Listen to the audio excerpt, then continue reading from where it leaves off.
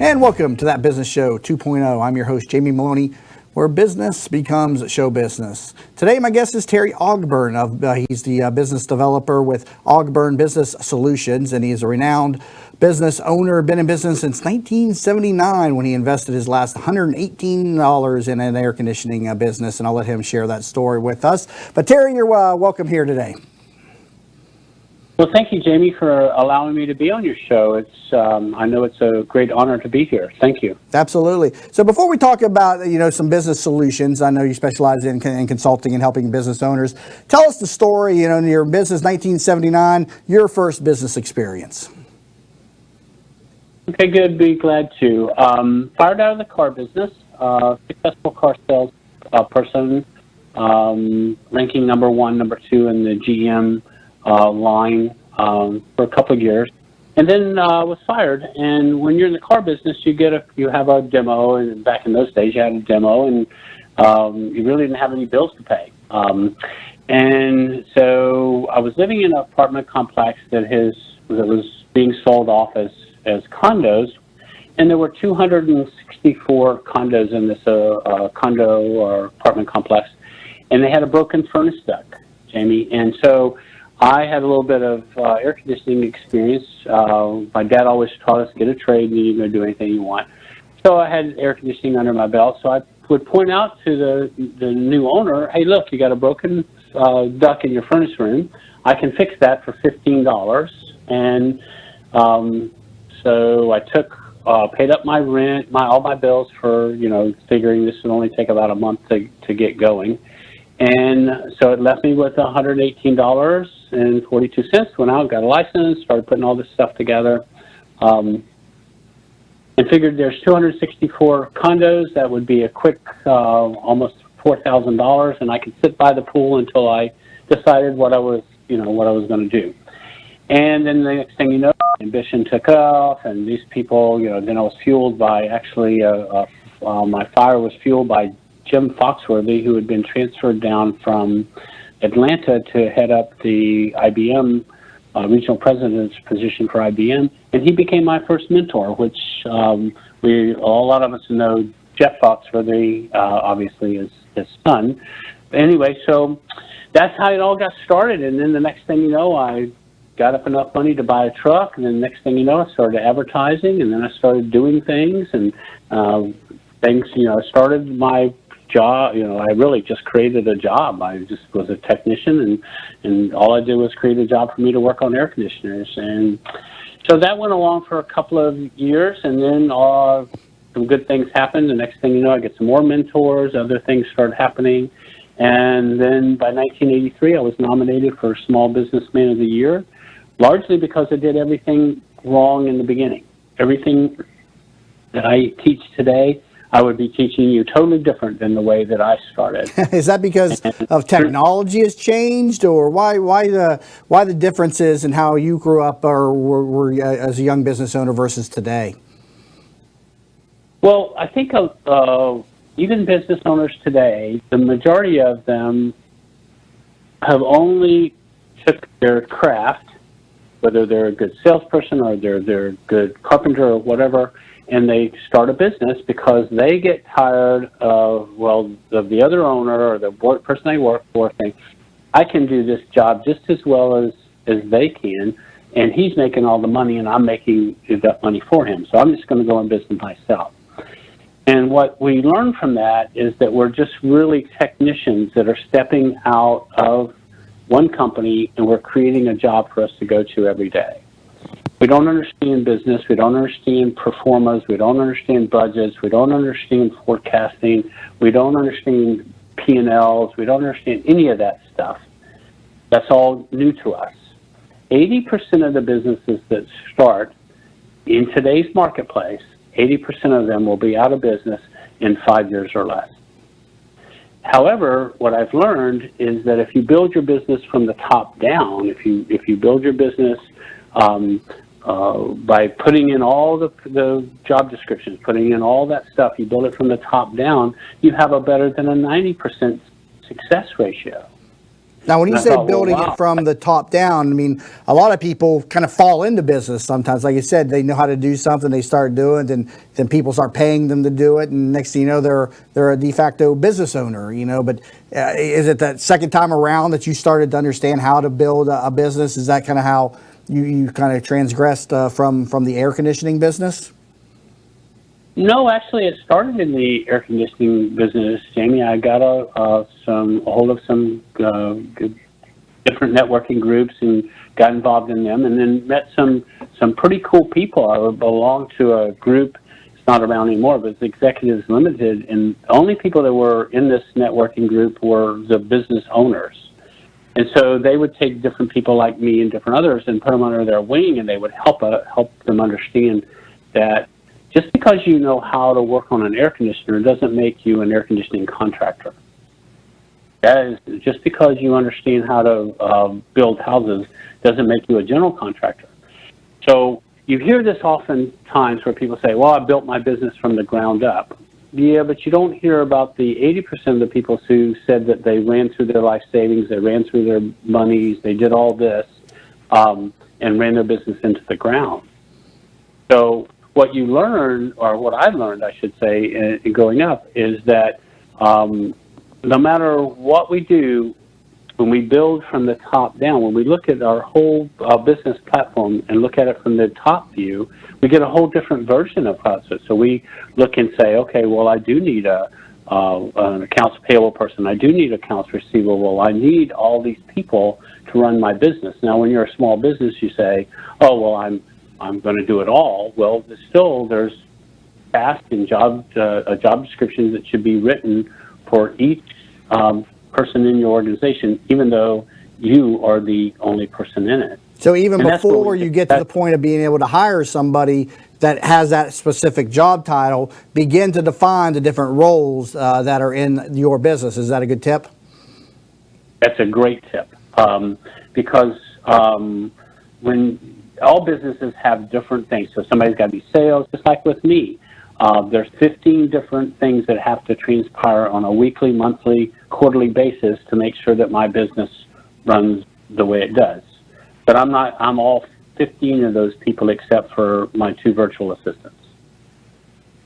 Very good tip. I spoke with a friend of mine one time, and he was talking about how when he was younger, he was in an accountability system with somebody, and the person at that point, they're in their mid-20s, and the person that he was talking to had already amassed a fortune of $3 million, and he was just up and coming still, and he asked him how he did it.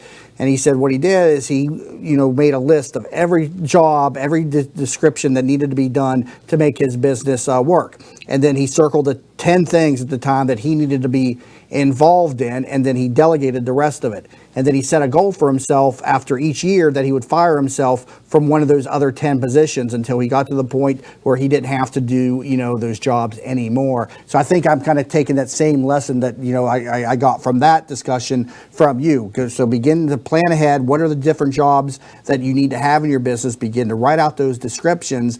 And in the beginning, yes, it's just you for so many small business owners, but then begin to remove yourself from those roles as you begin to develop. Is that a good explanation? Exactly. Good, very good.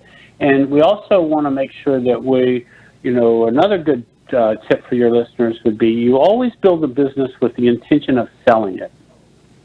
And that's another reason to build from the top down. See, when I sold my air conditioning company after 10 years, I didn't need to be a part of it because my business was running based on functions and accountabilities, not people. So I didn't have to be a part of the business to sell it. There are many companies out there that they go or either get involved in, they buy or they sell, whatever, and then they go away for 6 or 8 months, 9 months, and then they end up taking back the business from them or whatever, simply because they have to be in the business to run it. And when they're associated, you can't sell it. So you always have an exiting strategy. You always figure out how you're going to get out of a deal rather than, it's easy to get in a deal. It doesn't matter. It's really easy to get in a deal. It's how you get out of the deal is what's more important. Like if you buy a piece of property, I want to know my exiting strategy on that property, not how to get the property. I can get the property or any other thing. Business, right. I buy businesses, I sell businesses, I do all of that different kind of stuff. but I'm not concerned with buying something if I can't get out of it. What about the people though that are so service based, like myself? I'm a realtor. That's my primary job. Or the accountant. I mean, it's everybody comes to them because they want them to work on their specific file. It's difficult when you remove them from the equation. How can somebody develop a service based business that takes them out of the equation to where they can sell it? Well, you have to develop your business so that it can be ran without you in it, and that's again coming from the top down. McDonald's is a great model to follow, so to speak, meaning that the average McDonald's restaurant has a 300% turnover, and they run these restaurants with 16 to 18-year-old kids. But what they've done is they've made it.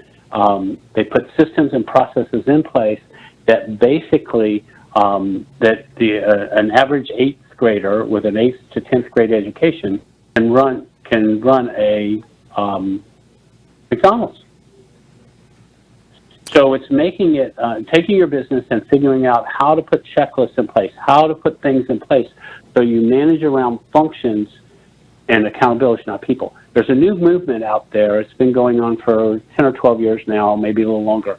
But it's something called empowering, where you empower your workers to actually do the work and let them make mistakes. What happens is when we're building our business from the ground up, we get to a level of where we're micromanaging our business. We get to what's known as the adolescence phase, where we know it all. And nobody can do it any better than we can do it. So we put our fingers and get our hands in each piece of the pie. And what happens is you're stifling the growth of your company because the other people, not only will they not carry the ball to the goal line, so to speak, but they'll also create triggers or create mechanisms that you will take the work back from them. So if I screw it up enough, Jamie will come along and say, "Oh, here, let me take that back from you. I'll finish it from here." And then pretty soon, I'm actually training Jamie to. All I have to do is get a little frustrated with my work. Jamie will take it back over, and then I just sit back and relax. So as the business owner begins to develop and they're ready to make that first hire, this is a question I hear a lot. They don't know who to hire. Should they hire a sales professional to get out there and sell their product? Should you be the salesman and then, have somebody work on the books, for instance? I mean, is there a good answer to that question, who a first hire should be? Well, that depends on what you're good at. Like what I'm good at is business development. So I'm looking right now for a CEO to run my business. And I'm branding myself. As you know, you brand me on the show. I'm starting to brand myself. I've been in business 11 and a half years now. Now I'm going to start to expand. Where I belong in the company is being the coach or being the business development person, because that's what I do. That's what I'm good at. Anthony Robbins is not the CEO of his company. There's a lot of major people out there that are not. They hire the right people to do the right thing. Now, camping onto that, the first thing to do would be to create the job description of the person that you want to hire, and then use the job description to hire that person. Now, if you're the best salesperson, then that's called the pivot position, and you should be in that, and you should just focus on sales and delegate anything else that needs to be taken care of to other people, because you're the one that is going to speak for the company the best. If you're not good at sales, but you're good at bookkeeping, then plant yourself in the office, be the CFO of the company, and then hire the positions that need to take your company forward. You know, it's interesting you said that Tony Robbins is not the CEO of his company. I don't think first off, I've never really looked into it, but you would think that Tony Robbins is in control of everything because he's the face of the organization. But, and I've talked about this on the program before, that, we all are good at something, but also knowing when to put somebody else ahead of you is also a great leadership skill, knowing that you're not that CEO mindset. Right, and it doesn't mean that Tony's not involved, running his company. He's the chairman. He's definitely on the board of directors. But what the board of directors is designed to do is create the vision of the company, where they want to take the company, and then pass that vision on to the CEO. And it's the CEO's responsibility to get that vision accomplished. And if they don't want to give them the title of the CEO, they give them the title of the COO, and so the CEO, the Chief Operating Officer, is designed to get the vision accomplished. Interesting discussion. Currently talking to Terry Ogburn, owner of Ogburn's Business Solutions, where he helps you with business development. When we come back from the break, I want to talk to him about business funding, some optimum tips for getting a plan put together so you get some funding behind your business, and some other tips as well when we come back from the break on That Business Show 2.0 with your host, Jamie Maloney, where business becomes show business.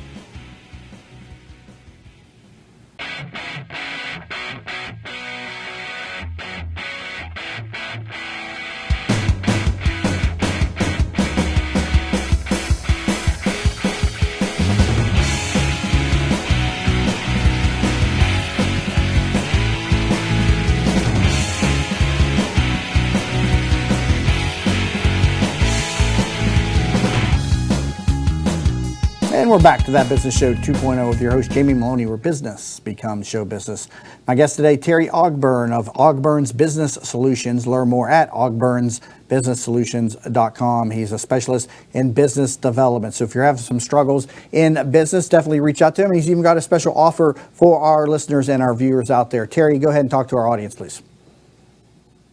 The offer is for any listener out there that would like to spend a half hour with me one-on-one. I'll be glad to handle any issue or discuss any problem or work with them in any capacity that will help them get over a hurdle or, again, find a solution. And it doesn't matter where they are. You can connect with them via video conference from anywhere in the world, I guess, correct? Yeah, I've talked to people in Canada and United Kingdom, Pakistan. So, yeah, through GoToMeeting, we can do it anywhere. All right. How would you recommend they get in contact with you for that offer? Just simply go to my website, terryogburn.com, or ogburnsbusinesssolutions.com, and just opt into the newsletter. Through the newsletter opt-in, send me something you want to talk about, because it'll give you a choice there, and then just hit send, and it'll come to my email. All right, sounds good. And we'll get that off to after the show in the show notes there on a recap on how to claim that offer. So, Terry, let's talk about business funding. What are some tips for writing a business funding plan? Because that's the number one question so many business owners have is, how can I get some capital behind my idea? Good question. And there are all kinds of business plans, Jamie, that get submitted. And I can tell you from the lender's aspect, the funding people, they're tired of seeing these sales and marketing plans. And that's what happens with most people is they come up with some great sales ideas and they put forth a great sales and marketing plan. But that's not what investors are looking for. If you have collateral, then they don't care about a sales and marketing plan. You got the collateral to back it up, you'll get your funding. But if you're looking to get funding and you don't have the collateral, then you need to have what I deem as a comprehensive business development plan. Now, what this means is that this plan, when you write a comprehensive plan, you'll be able to pass the scrutiny of the Federal Trade Commission. Now, why is that important? The Federal Trade Commission will not let any franchise or sell their franchise without it being able to be a business on paper first. So if you're going to get money and you're going to get funding, you're going to need things like forecasting, you need budgets, you need cash flow, you need break-even analysis, you need a well put together executive summary, you have to have a great way of how to pay it back, and you have to show this in your pro forma and your forecasting for the future, and you have to take into considerations, like one that I got $8.5 million for a hotel in Orlando, and we had 3 different phases, and so we had to show how the money was going to trickle in and what we were going to do, how we could get the rooms to go, and eventually we could get our loan paid back. There's also a business plan that I wrote that puts me in the elite 5% of people who write business plans that actually got a foreign national, an EB-5 visa, to come into our country. Now, this business plan had to pass the scrutiny of Homeland Security, and I was approached by a lawyer, immigration attorney, who had sought after 2 people to write the business plan for him prior to this. Both of them had not passed. Came to me, we put it together. Ended up me having to drive to Sebring. It was a guy who was coming in from United Kingdom. You have to invest $500,000 into a failing business, and then you have to employ 10 American people, not family, but American people, in a 2-year period. And so you have to be able to show in your pro forma, your forecasting, when you can bring these people on, how you're gonna do it, and when it's got to justify and pay and be able to pay the bills and all that kind of stuff. So we passed. We got the man his visa, and it took a comprehensive look at the business. I even had to drive to Sebring to get the lay of the land, so I could figure out how to sell it to the Homeland Security, because the only thing Homeland Security is going to do is Google Sebring, and this says, oh, we only have 25,000 people. Why do we need another restaurant in there? But what they didn't know was there was a hospital being built just a mile and a half from the restaurant. There was 8 subdivisions that were being built, and there was a factory going in place that was going to employ over 600 people.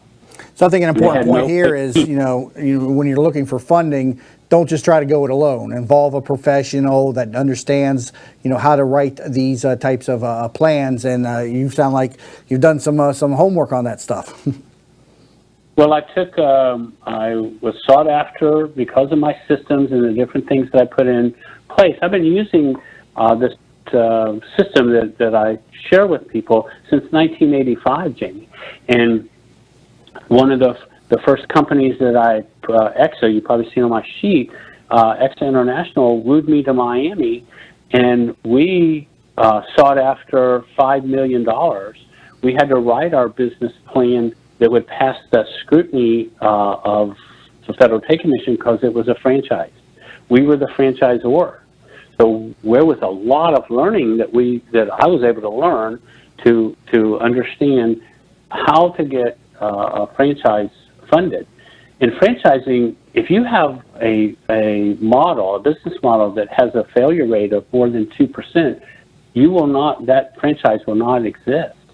The franchise attorneys will always defer you from anybody that has a more than a 2% failure rate. So you've got to be able to write a business plan that encompasses not only the organizational strategy, the fundamentals of business, the infrastructure. I had a case in Texas where we had all the infrastructure put together. They went in with their sales and marketing plan to the investors, and there was 3 investors sitting there, and they said, okay, well, where's your infrastructure? This is great sales, but we need to know who's going to be the infrastructure behind it. Well, we got the infrastructure. We just didn't think you would need that. Well, we're not going to approve any loan without seeing how you're structured. So then they come back and we delivered that, and then they got their $3.2 million. Wow. So how is the appetite for business investment in today's economy versus 20 and 30 years ago? Are they still out there, and is it more difficult to get money today? Is it just less people out there? How would you describe the marketplace? The marketplace is perfect for funding right now because the economy is moving, but it's always been there. The difference is there are people just like the Shark Tank, and I know there's probably every one of your listeners know of it or seen it. There's all kinds of little investors out there. They don't have to be the big sharks like that, but there's a lot of us out here that are willing to get involved in businesses and help them. But we want a good return on our investment. And right now, you can't get any return on your investment anywhere. So why not? That's why the money's out there. So these people who have $2, $3, $4, $5, $10 million they want to throw into something, that's pocket change for them. But get all the money up front. Get all your money up front. Get everything you need to put the right people in place, to get all the right equipment. This bootstrapping things up is for the birds, because you end up just like on a hamster wheel. You just keep going and going and going and going and going. You just take a break, you take a breath, and then you get back on the treadmill again. It's insane because you can never catch up. A real quick story, I'm working with a lady out of Birmingham. She wanted to buy a winery. So I'm brought in to look at this thing, and I'm looking at this deal. I said, you don't have a deal here. There's nothing here. The concept was the guy wanted to sell a winery for $800,000, and he wanted $300,000 for his equity position in it. So it's a $1.1 million business, and it didn't even make $300,000 a year in annual sales. There's no margin. There's no way for you to. Right. Why would you buy a company that you got to go to work to pay off the debt? That I said the simple thing to do there would have been to go Chapter 11 with this guy. Let him wipe out all his debt. You buy him out of debt from the courts and buy it on 20, 30 cents on the dollar. Is that what ended up happening with that particular situation? We're still in the negotiating right now. We've negotiated to the point that the deal is out. We pulled the deal out. We unstructured the deal. Now we're sitting back waiting for the bank to foreclose, and we're just going to go in from foreclosure standpoint and pick it up. Well, definitely a good discussion today, Terry Ogburn. Before we roll out of the discussion, let's rehash that offer one more time for our listeners, a free consultation with you. Go through that one more time with us, please. Okay, sure. Be glad to. It's a half hour of my time. It's very simple. You just go to ogburnsbusinesssolutions.com or you go to terryogburn.com. Both have opt-in boxes. Just opt in. Tell me that you want to spend a half hour with me. We will take a half hour through GoToMeeting, and we will work on a problem or a situation that you have that I can help you with. It's not a sales pitch. I'm not going to offer you. I'm not going to make a sales pitch out of this. It's just simply something to help you and move forward in your business. All right, Terry Ogburn of Ogburn's Business Solutions. Thank you so much for being with us on the phone today, and a lot of great tips in business development. So thank you so much. You bet. Thank you so much for having me. You're quite welcome. Again, ogburnsbusinesssolutions.com. New episodes each weekday morning at 9 a.m. on thatbusinessnetwork.com, and please subscribe to us on iTunes and on YouTube. You've been listening to That Business Show 2.0 with your host, Jamie Maloney, where business becomes show business.